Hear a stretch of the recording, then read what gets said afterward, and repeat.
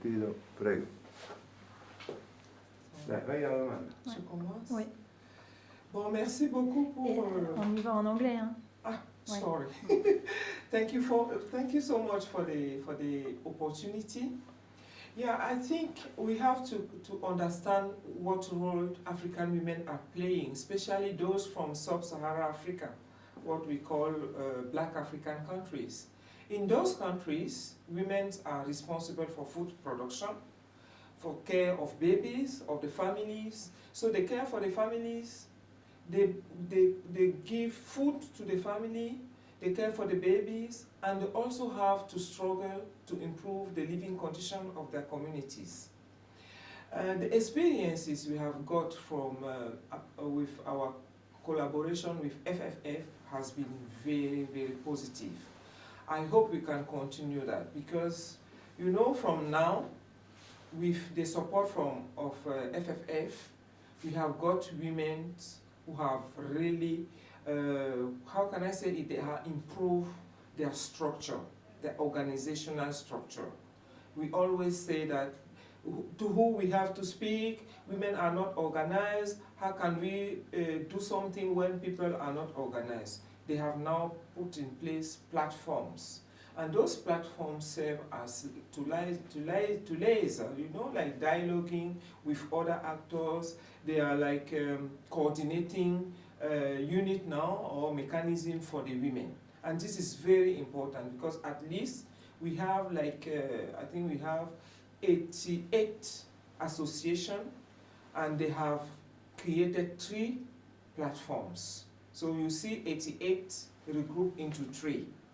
Can it you makes explain a lot of difference. how many platforms in which country? And we have now those platforms in the Gambia. We have one platform in Liberia, and we have one platform in Cameroon. And let me cite some example of what those platforms has been able to do. In such a short time, in the Gambia, the platform has been now admitted as key partner of the government. So they have been included into the government process and also in the national platform of civil society. In Cameroon, the platform has become member of the national platform for REDD+ and climate change. And in Liberia, they have succeeded to build partnership with the Ministry of Gender. So you can see that when women are better organized, they can also access good, let's say, decision-making processes and decision-making structure. Can you repeat this? When women are good organized? Yeah, so we have to support the strengthening of the women organization.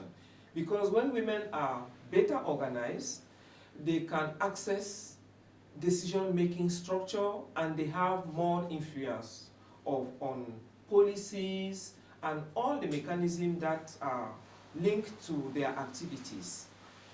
I want to also cite one example in Cameroon and maybe another one in the Gambia. In Cameroon, for example, the Women Platform has succeeded to work with local government and the council, local council. And you know what has happened? They have now succeeded to get their activities in the budget of the council. This is something we have never thought of, where you have the council, mayors, calling for the platform of women, asking for their planning so that they can integrate it in their own planning. This is something which is very important. And we also have technical administration like agriculture administration and forestry.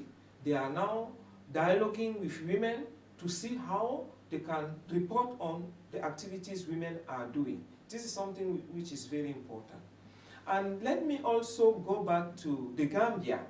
The Gambia example is also very, very important. When they have established their platform, the Ministry of Gambia called for the platform, and now they have set up a dialogue, a meeting. They have to meet twice a month to report on what they are saying, they are doing, and also first, what is very important, the challenges they are facing. In Cameroon, one other example from all these strong, let's say the improved structuring of the women organization. Now they have